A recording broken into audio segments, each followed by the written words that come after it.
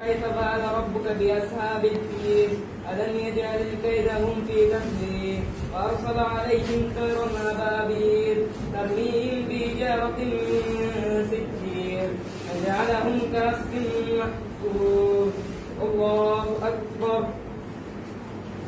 হাত সোজা এরকম করে এই আচ্ছা এটা বাঁকা করতে এই সোজা রাখতে হবে سبحان ربي العظيم سبحان ربي العظيم سبحان ربي العظيم سمع الله لمن حمده ربنا لك الحمد حمدا كثيرا طيبا مباركا فيه الله أكبر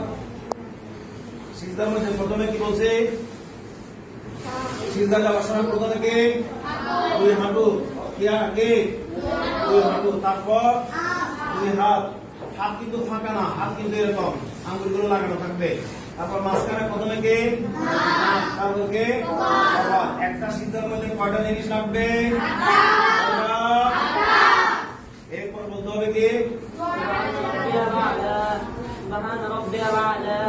سبحان ربي الأعلى الله أكبر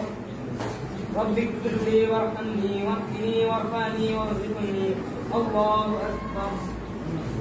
سبحان ربي الأعلى سبحان ربي الأعلى سبحان ربي الأعلى الله أكبر